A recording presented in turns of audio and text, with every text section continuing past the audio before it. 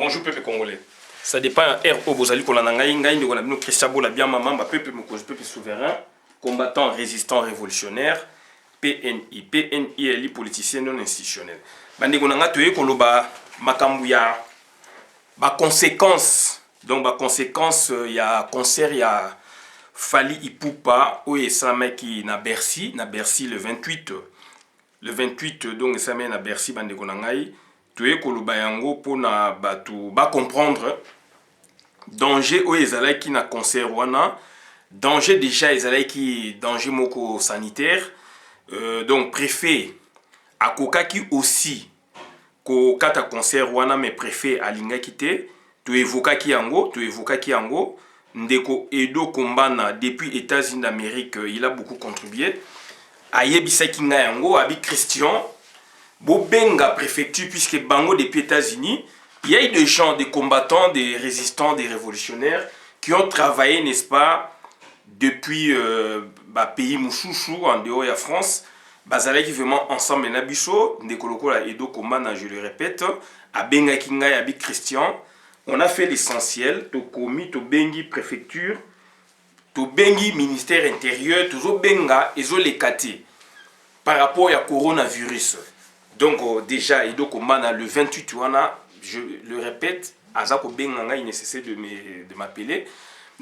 On a fait l'essentiel aussi, mais le téléphone déjà il y a saturé. Oui, biso depuis États-Unis, tout faxé, tout commis, banini, pour que conseil wana ekatama, mais tout moni, baso répondre et puis ligne commis saturé. Donc voilà, bandegunangai, déjà le 28.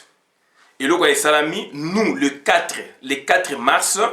Tokomaki courrier où to s'adresser donc on a procureur général de la République pour na azala informer na situation oyo et les cas qui wana ya ba kasi ya ba boye puisque yé azali ministère public aza magistrat aza ko luka ba infraction yé ba makamndenge les cas qui ba mituka batu eziki banda ko batu eziki ba vitre batu ebukani bagarre donc endommagé gare à Bercy batumi batanga bazo tanga ngote bazo baka gare de Lyon mais Bercy ezali sous makambu il y a danger puisque biso to dai côté Bercy to moni donc bandeko na ngai c'est très important et ba mituka tout moment qui na powana ko sakana te plus d'une quinzaine trentaine de mituka na c'est à point à Bercy.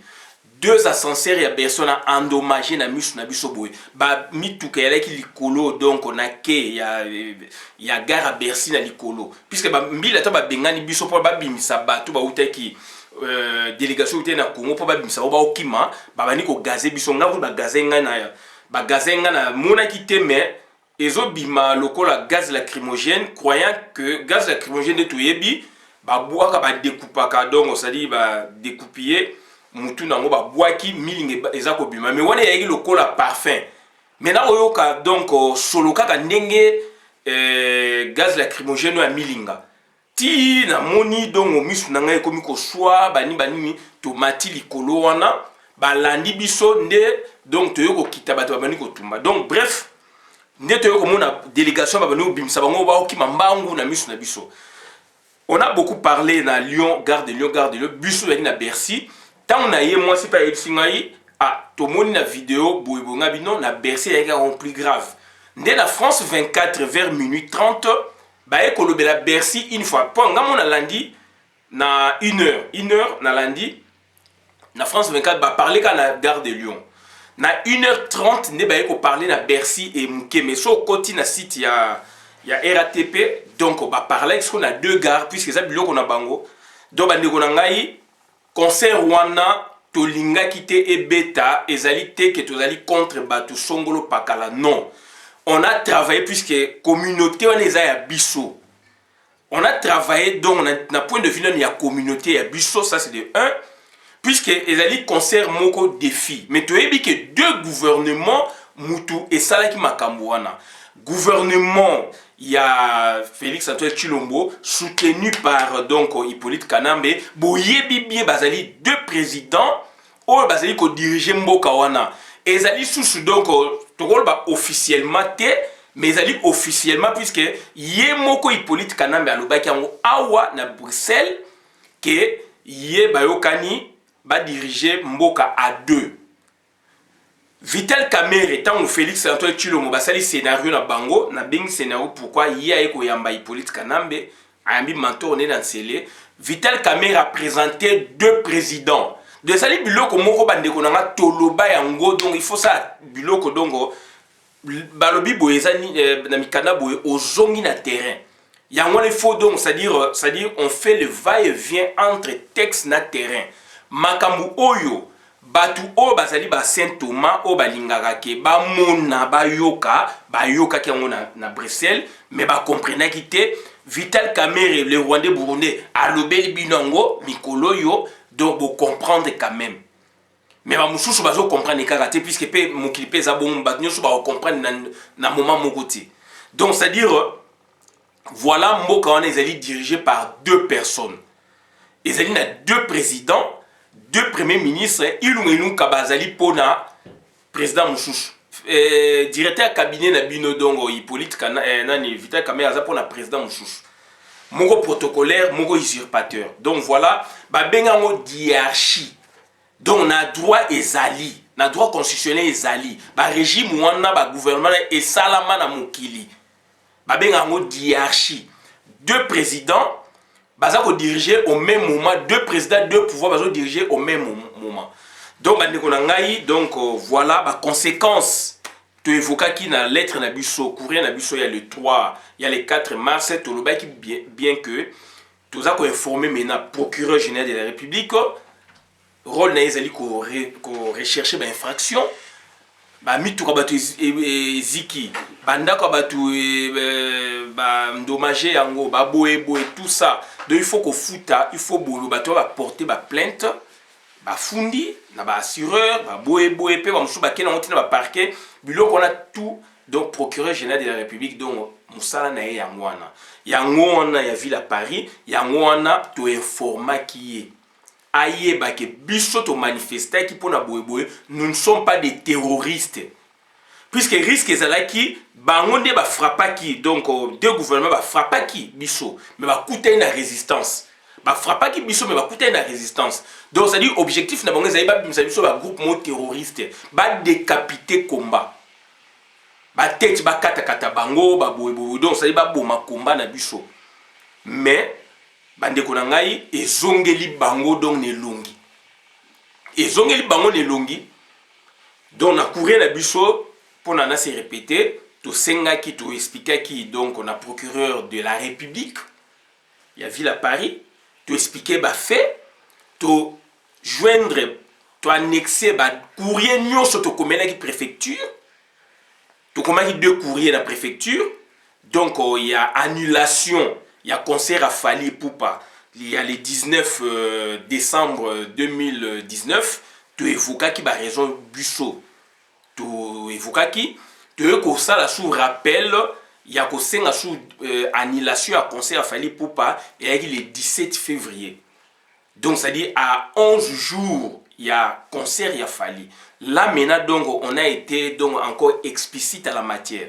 Tu expliquer qui préfère, ce que ça était, la conséquence, c'est que ça et préfère que ça décision, donc, et ça va tenir la colère, la radicalisation, et puis, tu es sous le 31 janvier, s'il vous plaît. To senga kinini sitine de trois courriers wana to annexa on a courrier au totineli procureur de la République il y a ville à Paris to komeli donc au président et assemblée nationale il y a France puisque lettre les ali destiné na ye ba musu bezali copie pour information na première ligne donc la copie pour information procureur de la République et puis donc ba parti politique to komeli donc parti politique au Marie Le Pen azali présidente to komeli ba parti politique républicain ba socialiste France Insoumise to komeli aussi maire à Paris na deuxième après procureur de la République to komeli maire à Paris Anne Hidalgo to komeli batu ebele donc c'est pour le Congo pour la communauté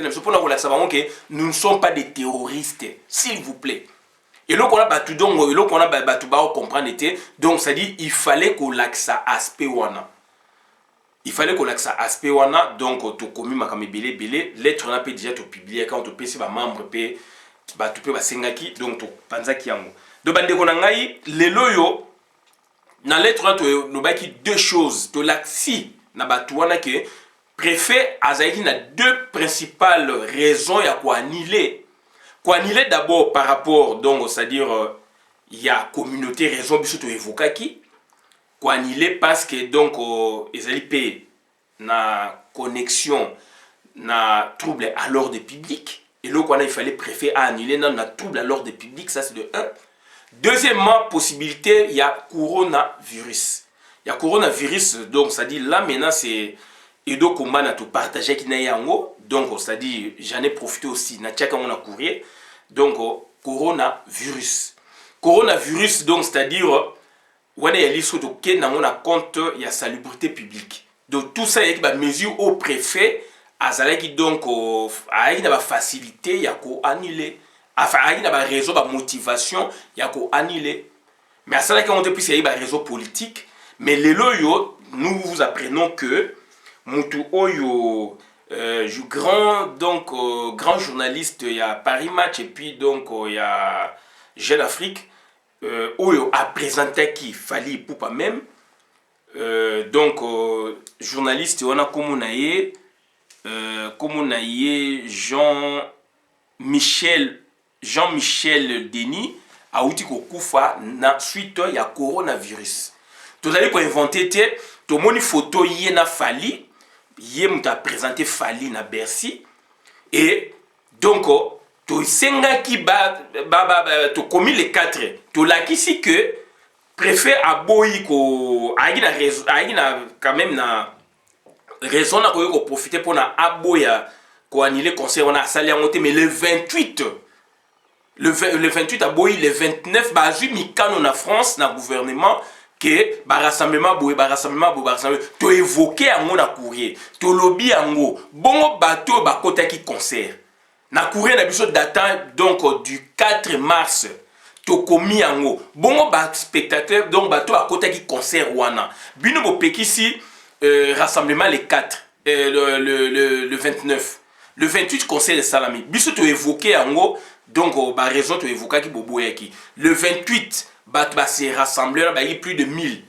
au bazai na kati ya Bercy. OK, le 29 bozu mikano bo pekisi ba rassemblement boye.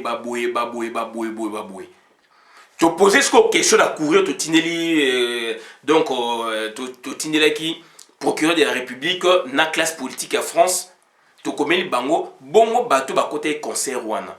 Bino bo pexi le 28 bondimi le 28 bondimi le 29 boboy bon bato ba kota ki wana. Est-ce que bato wana bazali contaminé te na courir na biso botangi ezali. Donc bandeko na ngai c'est très important et présentateur donc grand journaliste wana ya mundele o ya présenter ki Fally to monde ba photo bazana Fally na Bercy. Azali contaminé na coronavirus a outi ko kufa il y a 2 jours 3 jours. To kotangela bino donc article o ezali awa to kotangela bino yango donc bandeko na ngai c'est très important. Adieu l'ami Jean-Michel Denis. 3 jours le voilà d'autres bimsa eloko wana to kotangela bino yango. Voilà photo na ye ezali ezana kati adieu l'ami Jean-Michel Denis. Voilà.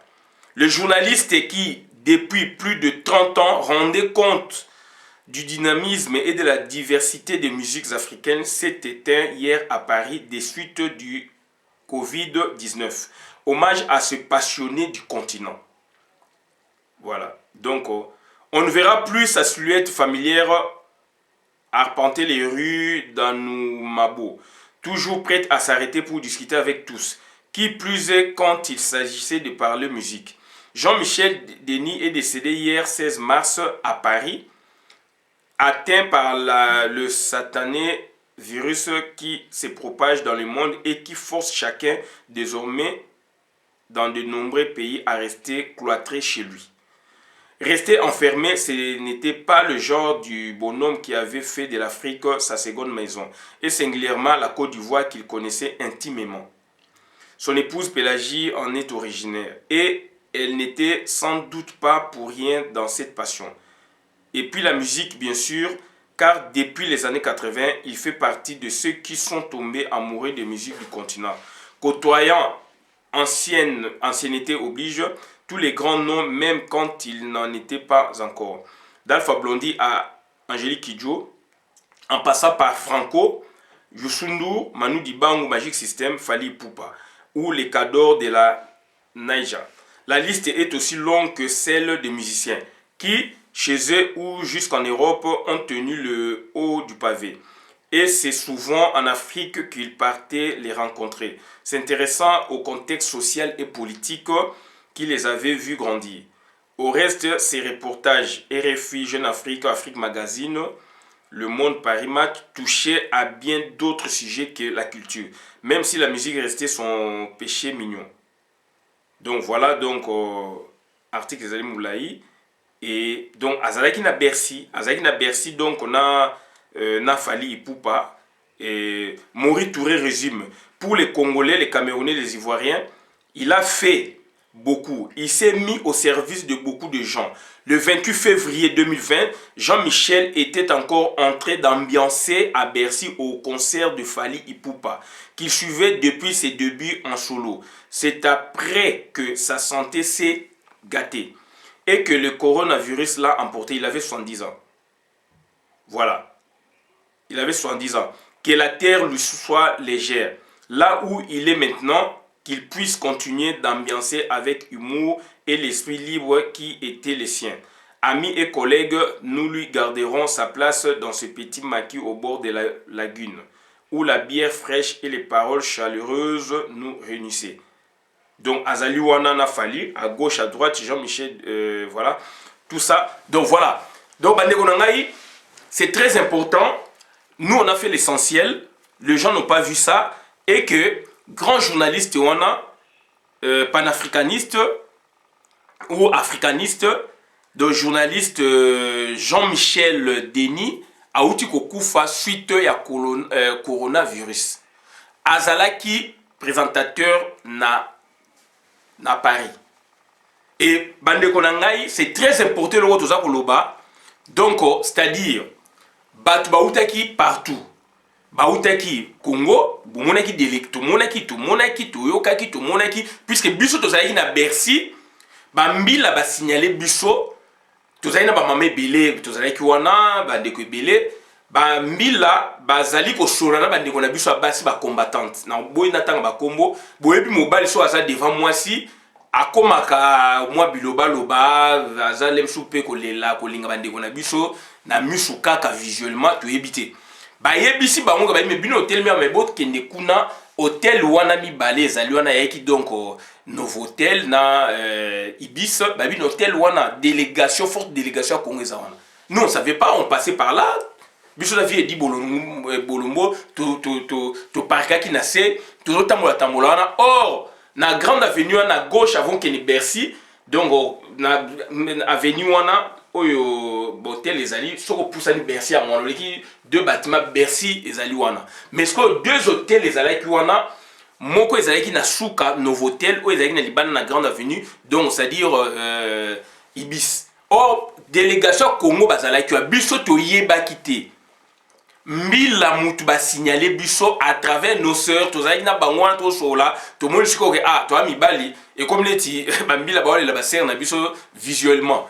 Ba comme ko yebisa bango mais ti ba yebisi biso kuna ba délégation mo ezali wana. To kende kuna to moni garçon moko azali ko neti balance ou bien avec neti mutu na bango ya kopé ça ba information entre Bercy, groupe Fally on ne sait pas na écouteur. Garçon m'a dit non Joe Oyo ça fait depuis le matin to les cas azali kaka to bousculer bou à quel côté mbili à côté barrière là qui a côté à quel côté Bercy. On a compris. Après si qu'on dans Novotel bateau bazali ko ba fungol fenêtre ba communauté ko finga biso bambila ba yewana ba nini sikoyo tozali ki na ba koko matone ba matone bazali ki na ba koti ba pour ça batala boye délégation Congo bazali ko na Novotel na salle d'attente moi écoute ba bimezati nandenge sko mbila eko s'organiser sko ba évacuer biso nde ba eko tindika biso sko côté à Bercy gare pour la libérer espace. On a compris que pour la délégation on a ba bima C'était vers 18h, 17h30, 18h. Ndeto mona bato babani ko kima mbangu. Bato ba uti Congo wana. Babani ko kima mbangu do ba keis koyo, ba contourner, ba côté na venue wana, ba contourner sur ba côté na Bercy ko il faut de l'autre côté sim. Ba kimi na misu na biso. Ndesko na confinement na to ba pousser biso ti to koti to kimi likolaga, ba boaki ba gaz lacrymogène, to kimi koto na ndenge sikoyo, mobulu yeko mamakasi na Bercy. Enfin la gare à Bercy. Donc c'est-à-dire ba jeune bandeko oyo ba kendaki na concert ya Fally Ipupa. Délai d'incubation beaucoup ba délai d'incubation ezaka 14 jours. Oui, mais ba délai musupe eza prolongé. Donc c'est-à-dire ndeko wana papa wana auti kokufa na 70 ans, un grand journaliste azalaki pembeni ya pembeni ya Fally Ipupa. Puisque quand on cite Fally Ipupa, on voit la suite de Koffi Olomide. Donc là-dessus, c'est donc Salamaki, donc c'est pas Koffi, ma Koffi, donc c'est Fally Ipupa. Donc ça dit, bande konangai, ba Congolais, o bazali awa Paris, bazali na France, bazali na Europe, o bozali pemeni ya Fally Ipupa. Tout ça qu'on souhaitait malheur na binoté. Mais malade wana moko ya o bazala ki na bino na kati. Leloyo a koufi un grand journaliste, un Français. Bandeko o ba yaki wana rassemblement, nous on a dénoncé. Namoni maître Alongo, docteur Alongo aussi a dénoncé. Nous on a écrit aussi, on a dénoncé. Et donc combat na depuis États-Unis d'Amérique, bengi ngai. Wana ko tozana vie di na mutuka. Oui, na boké notre tiki jeba bokechu, to lukasko pour la to parquet, ba on ba poussa njana eso. Et donc, on a benga, il vient dire bien. Avec Christian Bobenga, donc préfecture, on a tout fait, mais donc ligne comme saturée, bah on répond le soutien. Nabi oui, donc tout ça l'essentiel aussi, et je pris cette option à tchèque, on a couru le 4 mars. Donc c'est très important, malade on les a kobo, mais ils a épargné mutu mokotier. De tout ça la guerre moko virtuelle. Nazali ko senga maître Alongo docteur Alongo alobaki yango. Donc c'est-à-dire batu oyo bakendaki na concert wana o bazalaki na concert wana. Bandeko na ngai, il faut se soigner. Soki bomoni ba malade, biso pe tozalaki libanda, on ne sait jamais.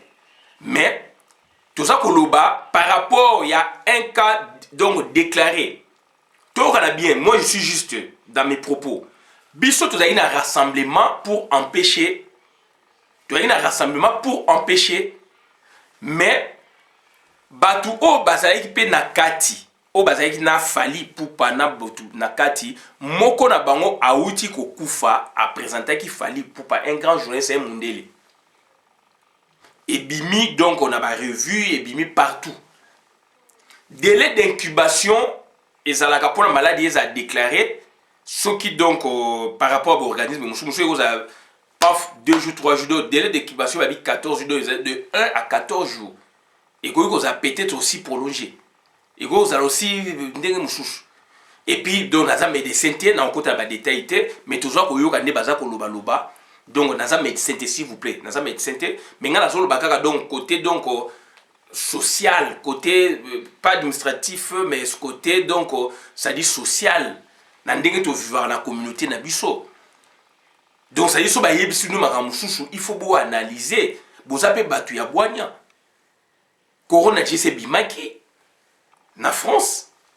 Depuis déjà janvier déjà na vidéo moko mundi moko azolo bana na métro banini déjà na janvier azo dénoncer couronne ekoti France a eu mis kano camp puisque et bandaki mais malé mais tout ça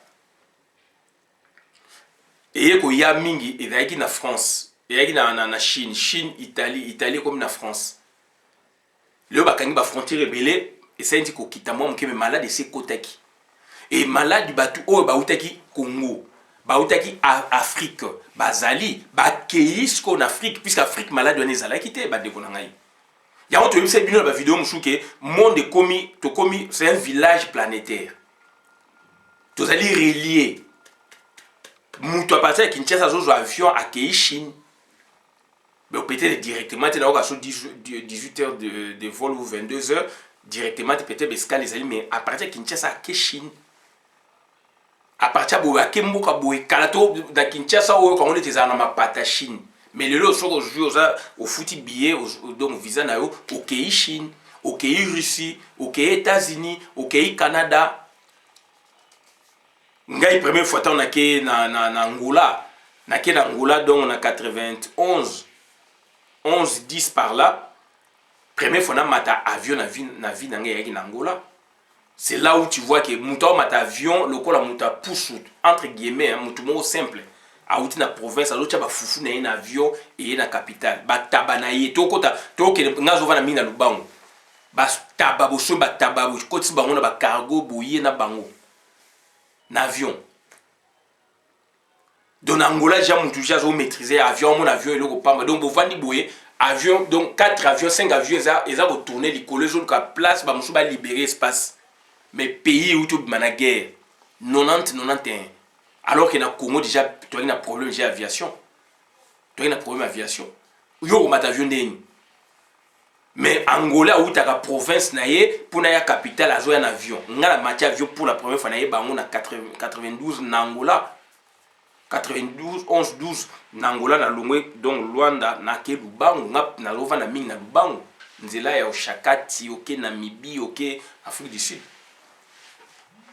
Donc le lot mukina biso ezali relié na ba moyen de communication de tout angel bino ba bateau déjà depuis kala et donc ba avion pesa depuis kala mais ba ligne mususu efungwa par rapport à maladie wana ya on toujours loba et batu mingi oyo ba na Kinshasa kuna maladie ezalaité donc premier cas ebimi ba deuxième cas ebimi et uti wapi mingi uti na Europe et uti na Chine et nazali ko tuna batu o pe bazalaki na concert ya Fally Ipupa. Ba journaliste ou pas oyo bazongi na Congo batu ya aner to développer na vidéo musu bazalaki na biso wana to yebaki yango biso ba combattant résistant to yebaki ke aner donc batu bakiteki na terre nous avons pas disposition mususu pe donc bandeko oyo bazali na kata concert wana o ba utaki délégation Fally ba utaki Kinshasa ba journaliste ou bato mulili bato ba aner bato ba boy ba etc. Donc etc. Donc bato wana est-ce que bazali parmi bato ba koti malade wana coronavirus na Congo na Kinshasa to bité essentiellement za bango. Donc ça dit to zali ko pesa nde pédagogie to za ko pesa nde mateya to za ko pesa mateya ndeko na ngai soko moni ba symptômes bandi kende komona médecin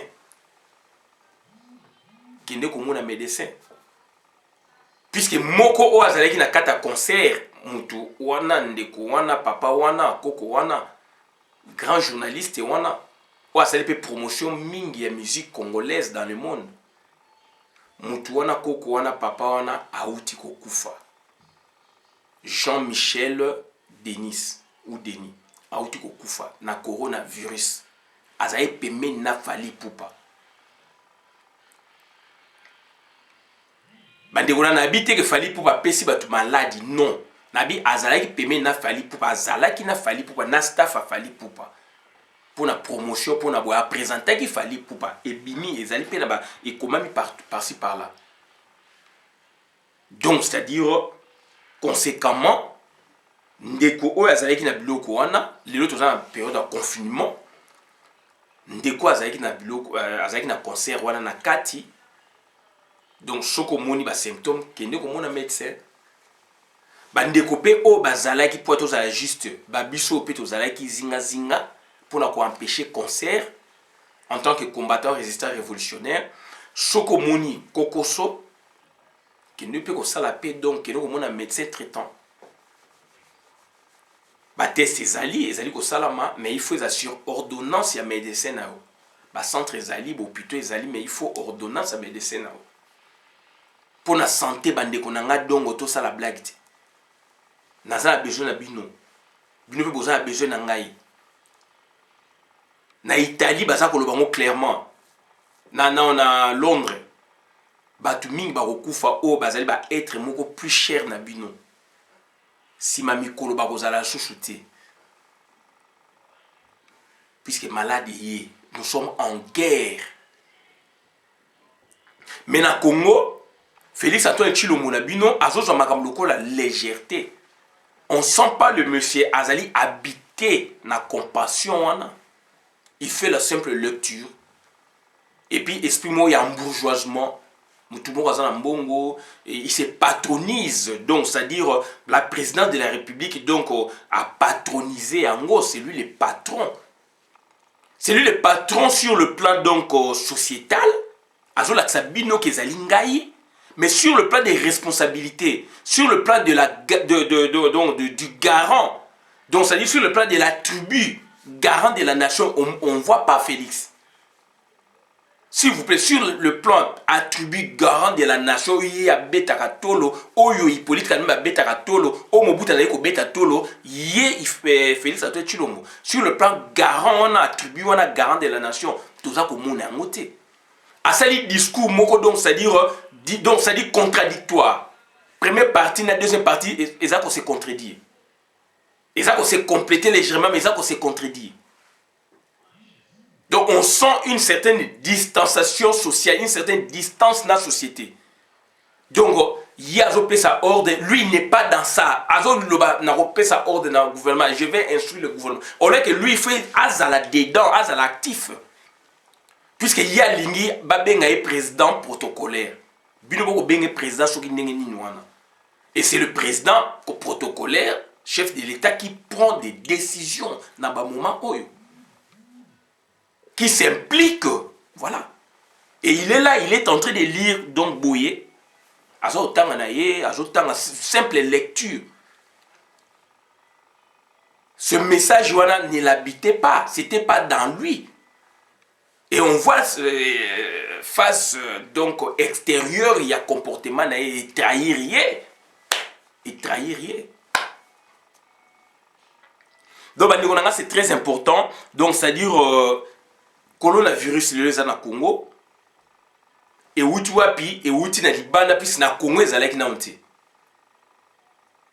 Donc bazui ba mesure bazui.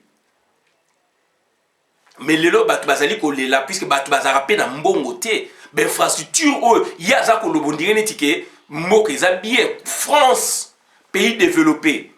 Bazana na problème d'équipement. Italie, pays développé, ça n'a pas de problème d'équipement. Chine, coûte à écouper ça, on sous moins aide. Bon, Congo, ok, négligeara tout, on a un pouvoir politique. Yango, là, qui si on a discours, c'est lui le patron, le boss, il instruit, lui n'est pas là. Mais on voit Macron s'impliquer, donc Macron a ça qu'on s'impliquer, et ça faire yaye Macron. Premier ministre, ça a biloko Macron, mais ça biloko ya Macron. Et le monsieur, ça loba, ça s'employer. Et le loba français, nous sommes CP, na discours, na comportement. Et ça regretter français mingi, ça qu'on a légèreté que malade les ali danger donc ça dit danger public et côté. Mais votre Félix il parle, c'est comme s'il y a rien. C'est comme s'il y a rien. C'est comme s'il n'y a rien. Toyoki, je viens d'apprendre que, donc, je viens d'apprendre que Mutumoro ya Kabila, Azali na coronavirus, donc, va tester positif, Azasko Nangali m'a interné, donc, et que, donc, Bazalaki na Kabila, Bazalaki na Félix, etc., donc, Mikolo Bakutanaki, donc, Johanna, Azana coronavirus, et que, Bazalaki soupçonné, Batuana Mouchouchou. Donc, c'est très important. La santé n'a pas de prix. Naza a besoin de yoyo, ça a besoin de tout ça, congolais. Et tout ça, tu as moukili, tout ça a besoin de baninga. Urgent, dites à tous les contacts de votre liste. Non, non, yangotier. Non, non, c'est ça. Info à ne pas prendre à la légère. Lu pour vous. Ancien Dirkaba de Kabila, M. Jean-Pierre Kambila, atteint de coronavirus, est interné à la clinique Ngalema. Ce dernier était en contact avec Kabila le 10 mars à Kingakati et à son tour, Kabila a rencontré Félix Antsele et Félix était à l'église dimanche et a présidé un conseil des ministres le mardi 17 mars qui a connu la participation de tous les ministres et vice-ministres. La situation est très grave. Le malheur de tout un pays provient de la coalition FCC Cash. Donc, on a boté la biloko wana. Ancien Dirkaba, il y a Kabila Leloyo, comme on a dit donc nani, ancien Dirkaba donc Jean-Pierre Kambila atteint de coronavirus est interné à la clinique Ngalema.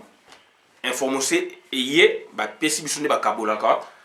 Donc vous vérifier, vous jouez avec beaucoup de réserves mais vous vérifier, mais muto atindeli ngai naza na confiance naïe. Mais la scène n'a bino vous vérifier. Vous jouez avec beaucoup de réserves. Déjà, Félix, dimanche au l'école, dimanche c'était quand les 15. Félix, déjà les 15, à quelle église? Voilà, à quelle église? Les 15 déjà. Mouto Auto Loba, il y a 2 jours, les 15 déjà qu'il y a une église. C'est la science maintenant qui prime. Église, c'est ça, nous avons mis. Nzambe, oui, Nzambe, c'est là comme sous, église, c'est là comme sous. Église, tu n'as pas pu faire ça, maté à Nzambe. Oui. Mais il y a une église. Félix Labino a outil une église. Donc, c'est-à-dire, Félix était à l'église dimanche. Donc, dimanche, et a présidé le conseil des ministres le mardi 17. Le 17, le 20. Le 17, il y a 3 jours passés, à ça, le conseil des ministres. Dans l'entretemps, Makamozo, les Canada France, et les Canada monde, la Chine, le pays n'a pas vol, les alliés toujours koya, a outil qu'on suspend le vol hier. Non, aujourd'hui, le 20, a suspendre le vol l'élo. De ba contact que la Chine bazaï ko kene bazaï ko ya bato à France bazaï ko kene bazaï ko ya ba boyebo bazaï ko kene bazaï ko ya mais dans l'entretemps Dirkaba ya Hippolyte Kanambe azali interné à sa malade et que Hippolyte Kanambe donc mikolo mizali ko ya to ebité santé na nzambe te bien qu'azali diable pour na biso donc Félix Tshisekedi bazaï na Hippolyte Kanambe Félix Tshisekedi a accueilli une église le 10 oyo dimanche oyo lundi le 16. Non, les 15, mardi, les 17, a tenu conseil de la ministre. Bandeko Nangaï. Ayo Kozo Mikano le 19. A Kangiba frontière le 20. Le long de Kangiba frontière aérienne, donc aérienne, routière, maritime, etc., lacustre, etc., fluviale. L'élo. Voilà ndenge mutu. Azali ko négliger santé publique. Mais Moutouana, azali ko négliger santé publique. Ayibi mbongo, atoni na mbongo, mais azali ko yebisa ba Congolais, ba bimate tout ça, mais à confinement, tout boité. Mais d'un côté, d'autre côté, chikoyo, l'hypésalité. Puisque ba doit foutre à bangote, ba doit na mbongo te. Mboka wana, il reconnaît que tu as une économie extravertie. Économie, même si les autres dépendent de l'extérieur. Il reconnaît ça. Et il a fait une année na pouvoir wana ya Mouyibi. Qu'est-ce qu'il a fait? A préconisé qu'il n'y a pas de lutter contre l'extraversion économique à Congo. Face à l'épidémie, face à la boébo, il faut imaginer les choses. Azanza mettait bien sûr, mais les lois au corona et bimiwana, batu bazan en bon côté. Namoni jeune fille moro bodong azali kolobana ya journaliste azakolela. Azakolela donc ba yebi, merci maman. Vous allez reconnaître que diaspora bata potom tu appelles ça abinope moi moyen. Et but nango ezali bongo batunde ba yaka ba obima ba opesa kono ba visa batu ba ya ba ko misala banini pona ba aider pe bino d'une façon ou d'une autre. To kunda ba bibembe to soigner ba ndeko na biso baza kuna ba malade ba bowe to sala kango. Mais lelo yo batu mususu ba artiste mususu ba koma ko finga biso ba mbongo na bino ba $20. Bana poto apesa ba soko aider mutu eza $20, $30, $50. Mais maman yo du moins soko reconnaître moi $10, moi $20 wana ezali utile puisque le bien on fiche na yo kaka na kombo na yo ndongo koma star na centre médical wana eza ebalage na $15. Donc bani so mona poto apesa $20 au CPA nango. Mais bango ba toné na mbongo ba o so na pouvoir et en place de pona bango toujours pesa bango ba $20, ba $10, ba $15 nde ba oloba wana. Donc pour na bango Hippolyte Kanambe pesa bango ba $1000, ba $10,000 donc biso toza sous batute. Mais maman yo reconnaître bana poto. merci. Mais il est Félix président Nabino, aza ko senga confinement, bat bazana babilo côté, bazana mbongo côté, bazana de l'autre côté. Donc confusion dans un pays. Oyo bazali kolobaki état de droit. Confusion. Na poto tozali awa, il y a des dispositifs. Oyo l'état a ça là. Donc mutazana moi lo meya nae, ako kende asombe loko banini aye nango. Na Congo ba ba produire ba biloko to lia awa mingi ba produit vivrier Congo produisaka biloko na ye côté to za makasi to produire est-ce que ba to ba aide de biloko ezali mais ba to ba za mbongo te siko ba faut ba confiner ba lia nini ba vivre alors ba congolais ko ne comme taux du jour. Voilà paradoxe d'un état devant donc la pandémie mondiale nommée coronavirus. Que faire maintenant? Que faire? Paradoxe zawana. Mboke za bienté, be infrastructure hospitalière za bienté, toza ba clinique a bienté, toza ba boybo a bienté et voilà donc les loyo toza na problème wane posé. Bopito le soki malade wana ndenge ezali ko sama awa toza ko chouetango te. Toza ba infrastructure nini? Toza ba biloko nini? Tu peux recourir peut-être dans la médecine traditionnelle à biso bokoko na biso. La solution aussi qu'on est en mitouflement. C'est-à-dire que tu as ba boulangeti, bouti ba matiti, ba kisa bokoko. Bo pelisi donc moto cantine ezali no benjunga ezali na ba matiti ba kisa na biso bokoko donc bo mikangi pona ke mutu matoka vraiment boyebo. Et hier, si Félix qui s'est dit que la mesure wana na poto to moni Emmanuel Macron a une mesure où ezali kozala appuyer na armée na police. Ye unité nini ya police o yaza nango, unité nini ya armée o yaza nango o OK, ye a ko faire accompagner ko appliquer ba mesure wana. Dans l'entretemps, ba Rwandais ba koti na mboka na biso. Ba Rwandais ba koti na mboka na biso, ba Burundais ba koti na moment oyo ba koti ebele plus de 1000 bakota moment oyo coronavirus ezali ya eko zasko mikano batu ba bima libanda te boyo dans l'entretemps batu wana sko ba koteli biso to bima te ndenge ya lobi nde batu bazali kolanda mibeko na ye sope ba olandango et que puisque ezali santé publique donc na osenga bolanda yango et que de l'autre côté ba Rwandais bazali kokota puisque ils s'en foutent baza ba cobaye baza kokota pour occuper pour tuer pour détruire notre peuple afin que le pays n'a pas de lobby bazwa place. Donc Fati a lobby to vana nandako. Alex biso ba unité ya ba militaire oyo azali na yango. Donc nini azola biso punga bébé. Azola biso punga bébé. Alex biso ba unité ya ba police ya ba militaire ndeto ko mona awa contrôle na terrain boyeboy. Donc voilà. Azola biso punga bébé. Ba militaire wana so ebasa na terrain mingi ezapé mingi ba na ba commandement eza batuna bisote. Donc voilà ba ndeko na ngai tozali ko parler le lot donc c'est-à-dire il y a un grand journaliste à Koufi à sali promotion musique à Congo Bogolbape Papa Lukuku Sampo. C'est un grand journaliste yepé à Oute Kokufa na sali confirmé puis c'est na monaki article moi en 2014-17 quoi que ça Koufaki autour Koufa Papa Lukuku Sampo un grand journaliste congolais à cette promotion musique nabiso ba journaliste ba Jean-Michel Lenin ba une ba relais à partir ba travaux ba musala oyo ba journaliste nabiso ya terroir ba salaki ba Papa Lukuku Sampo ba Kalumbi Beya Papa Lukuku Sampo na kin show mabe kin kes surtout kin kes mabe zaini numéro 1 mabe boy mabe Kalumbi Beya ba kin show ba lutu mabangu musala basala ba kalonji ngoi musala basala ba manda chebwa misala basala bazali ebele molongo molai ba Lukuku donc voilà bazaki ebele wana hein, ba ilunga mona bouté ils ont participé bazali ebele ba journée bazali ebele wana wazo kwa mami grand kalen yaki nani akufa lukezo loin si voilà bazali ebele ya ba presse donc presse écrite pe bazali ebele donc extérieur bato lokwa ba Jean-Michel Denis nde s'appuyer na biloko o bato basali na se na Congo so na se do na mboka na biso ba tomboli bango libande yoki ba récupérer misala wana.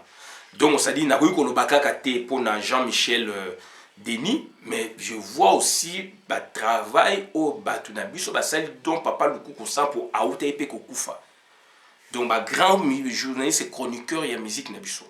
Donc bande ko na ngai o to ko sabina ngwana, mais lelo to parler mingi na sujet na biso ali cadré na coronavirus. Coronavirus biso to dénonçaki yango na ba mikanda, to lobaki yango. Et donc préfet de Paris a autorisé qui concert et na concert wana grand présentateur azalaki wana na staff ya fali a outi ko kufa il y a 2 jours 3 jours et bateau bazalaki na kata concert na kati biso pe tozalaki libanda soki to moni kokoso na banzoto na biso esengeli to mona minganga po to za la juste to lobaka te bateau ba ina concert non biso pe tozalaki libanda. Donc, so kokoso, tout le monde a payé donc ma minganga. Et coronavirus, donc, ça dit, et comme na Kinshasa. Et comme na Kinshasa, ni les appels batu, oh, ba outaki concert, ba kendaki kuna. Bato ba outaki concert, ba zalaki kotoyo, ba kendaki bato ya aner, tout le monde a ki toyo kaki bangot, nga na bangote, toyo kaki ba zalaki wana. Ba journaliste, oh, ba zalaki pe na milliard staff a fali, ba zalaki wana, ba zonga ki pe na Congo. Bato pe ba uti ba Chine, ba uti ba mboke belé ba Belgique, ba ni ba zongi na Congo, malade wana so e bandi. Et Félix na ba erreur na ba imprudence na ye alors que ba grande puissance baza ko bela likolo ngomba. Donc les dimanches où il les gars à Kennedy une église, lundi mardi a présidé réunion à ba conseil à ba ministre et a eu aucun frontière na ye donc ya Congo donc le 20 mars et aujourd'hui. Quel temps de perdu. Tout ça nini donc azaïki wanati. Et quand na discours ne boza kolanda, c'est un monsieur qui se patronise. Donc ça dit là il est patron. Ya Buzoba. Patron ya Buzoba. On ne le sent pas comme garant de la nation. Donc on sent un monsieur qui lit son discours donc contradictoire. On sent un monsieur qui ne fait que la lecture simple. Au niveau donc de l'intériorisation de son discours, il n'est pas dans ça. Donc une simple lecture. Et on sent une sorte, il y a distanciation politique, il y a distance, pas politique mais sociale, n'a peuple. On ne sent pas qu'il a pris ça comme l'eau naïe. Azako renvoyé, j'ai instruit. Donc dès que les Congolais bazalaka. Mais regardez Macron, jamais Azako renvoyé le ministre Bonaboudo, il prend le Konaye, garant de la nation, c'est ça. Azan équipe médicale naïe, na lien équipe médicale et ministère, il y a spécialisation maladie boye. Azali donc au four au moulin, Azali na front Macron. Félix Azan affronté. Et Macron Azako zonga ko rappeler peuple naïe. Azako zonga na ministre, premier ministre ko rappeler peuple naïe. Bazan a souci à peuple. On sent que l'eau connaît est habité Bango, est affecté Bango. Et Félix Labino non. Félix Labino a tapis rouge, drapeau na sima, c'est tout. Et puis Azola ça y est mon pao, c'est lui le patron. Azako c'est patronisé, Azako patronisé donc ça dit donc fonction présidentielle. Et ça n'engaï na ko instruit na groupe boy, na ko instruit boy, donc il s'écarte. Il s'écarte. Est-ce que c'est un moment où il y a instruire boy, oui, c'est un moment où il y a engagement, où il y a responsabilité. Il y a un tribu, il y a chef de l'État, il y a garant de la nation. Par erreur, accueillir une église dimanche alors que fléau donc avion aller-retour ils au Salamana Congo, frontière qui donc poreuse donc polele jusque akanya on est lelo ndeka lobaki avant-hier akanya on est lelo malade c'est côté na mboka au kanga lelo. Or hier il fallait anticiper puisque l'économie na biso eza au dépend extérieur avec l'économie c'est extraverti. Mais vouloir ou pas, pourquoi on a les lots? Puisqu'on a kaka. Donc il fallait anticiper sur la chose. et sengeli toyoka ke Félix mbongo ya l'été ezalaka boye to créer dispositif moko boye pona boye bato ba kosala te bato baza boye boye to créer dispositif moko pona boye bato wana na Congo kuna bavivaka donc na ba moyen de bord bandako na bango na fin du mois ba ofuta ndenge mais na poto awa toyoki ba dispositif ba milliards de dollars ebimi ba milliards de dollars ebimi. Pourquoi? Parce que, donc, ça dit, baza ko compenser na batouboye, il y a des chômages techniques, partiels, etc., etc. Pour l'emploi qu'on soit charge, boye boye. L'État tient plus de 350 milliards de dollars pour compenser batouwana bani banini. Et puis pour na loyer, ba pèse échéance boye. Pour na boye, ba pèse échéance boye. Pour na bateau, il fallait ba renouveler mikanda, donc ba pèse ba prolonger bango déjà de tacite recondition, donc ça va prolonger bango donc il y a 3 mois encore. Bah prolonger bah renouveler dans le mois de juin. Donc les alliés donc d'ordre public bah ok les sous la préfecture automatiquement bah ndeko na ngai kibongai na Congo tant que toko quitter le Kwanate et tofona kibongai na Congo toko quitter moté man ezana mutua mboka na biso e marché. Botala Emmanuel Macron azali au service de l'État. Mais Bolanda Félix azali ko créer pour na yé azako créer des États ezaïe. Donc ça dit Botala Macron, bon comparer deux présidents, Macron est au service de son État. O ezali ko employé, o est voté, peuple voté et puis État ezako employé. Peuple voté, État et employé de EPC mandat. Mais Bolanda Félix dans son fort personnel dans mozindo ya nzoto na ye ndeng ezaka yete ndeng ba congolais bazalaka c'est lui l'état c'est lui qui crée l'état à se patroniser yazali kolo nzambe azako pesa mitindo donc yazo pesa onction azako pesa onction donc yene nzambe alors que yé il faut à se fondre na équipe na ye ba travailler la main dans la main. C'est là où tu as sentir Kibonga ezate. Tu as aussi sentir que donc Moutou Azali habité. Amne Ezali n'a pas su Ezali au Congo. Mais tu as senti vide wana. Donc bandeko na ngai on a nga ko sabino ngwana na suki awa Ezali passe mini tokoloba donc à l'infini. Donc naza ko senga ba Congolais to quitter donc c'est-à-dire elamba wana do kibo konzela to mi pesa ya buzoba tozali au service ya l'état to se patroniser te doto vwango loko moko boye ke ngai net na zawana na ko sa eloko mo depuis na za mo konzi fo batunde ba se la ngai non na ba moment mususu peut-être ça justifie pas na moment oyo Mobutu to moneke na guerre chaba yemo akene na front. Avant que tu es chef d'état-major, il y a une ministre de la Défense. Il y a peut-être la période, il faut répéter, il y a aussi ministre de la Défense, puisqu'à une époque, il y a appelé président de la République, premier ministre, donc ministre de la Défense. Guerre à Chab, il faut que est-ce que Zaki avant, il y a premier ministre ou pas, puisque de 66, Tina 77, premier ministre, na Congo, allait soutenir. Le président de la République a aussi l'office, il y a président de la République, ministre de la Défense, donc premier ministre, ministre de la Défense, il y a mon président de la République. Donc il faut vérifier encore. Mais du moins, mon bout a eu un front, à se fondre dans le corps militaire. Là maintenant, il est donc garant de la nation. Félix Tshisekedi donc a s'écarté dans l'épithète, dans la tribu, dans le monde pour l'élé. Donc, et là, on a comme conseil, Congo pour un marché, il faut quitter aspect wana. Et ça, pour la Félix, à manifester en haut, il faut quitter en haut. Donc, tout ça, c'est là, donc, ça dit, c'est la personne morale. Et ta grande personne morale, donc, État.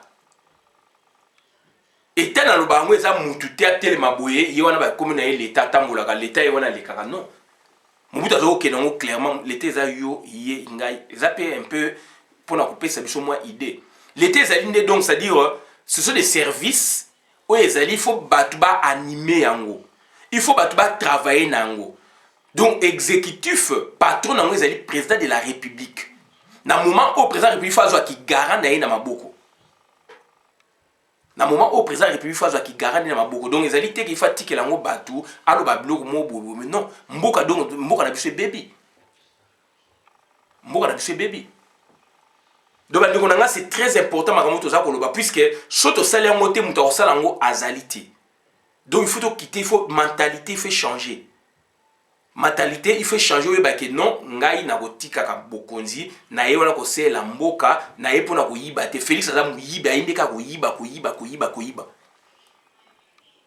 Donc ça dit ayo kama frontière quand alors il fallait anticiper.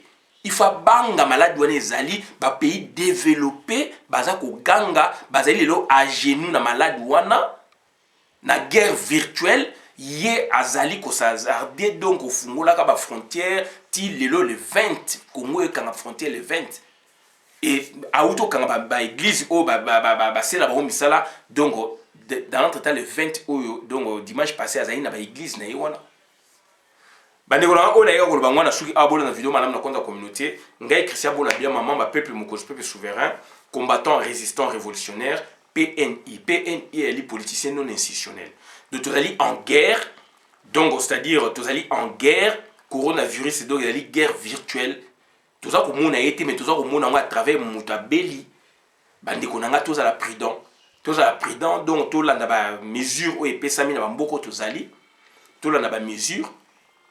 Et puis donc il faut que lire batanga aussi ba ai ndetoki ba matungulu komela ba maya moto ba ti ya moto biloko wana nde ba microbe wana yeko kangote soki côté lo na nzoto ezano na mongongo durant 4 jours soki au sale lo côté ekiti na se eko détruire d'où durant 4 jours soki côté lo na nzoto aux alives madon ba cure d'attaque oyo au public boyebi bande konanga malade one ko kima donc malade to zali en guerre. Tous allés en guerre, mais malheureusement, tu vas en bon motif. Mboka wana bakoyi ko développer ngo, bakoyi ko bongisa yango, ba milliards de dollars zali, ba lingité. Félix Obino bo tcheki motema ye wana zo sa ba bêtise. Mais mboka ngo donc ça dit eko bonga ma kan. De tout ça hôpitaux té, tout ça ba matériel té. Tout ça hôpitaux té, tout ça ba matériel té. Puis na hôpitaux on a ba chambre ya ba malade beaucoup ta, ce sont des machines. Ce sont des usines. Il y a travail pour la santé à Moutou. Chez nous, on n'en a pas. Donc ça dit que Sambela, oui, mais que Sambela, de Kolanganza, ça peut être maïele, après ça peut être bomengo, zaliwana maïele, zaliwana, tout tchandi na misala. Tout tchandi na misala. Macron a courir dans Nzambe, Sambela Nzambe, à remettre la Dieu. Non, arrêtez avec ça. Botika Nzambe quelque part. Nzambe ça dit pour nous, après ça peut être maïele, après ça peut être bomengo. Donc tout c'est la neb maïele, wana bomengo, wana, pour na lobby to souffrir. Alors bateau ba oyela bateau nzambe na moment oyo to boité mais bandeko to tika non Jésus pemeni to tika non nzambe pemeni to travailler on a tout et problématique on a yango ça ko revenir on doit travailler to tika non ba boucho ba na biso pa pamba. Merci.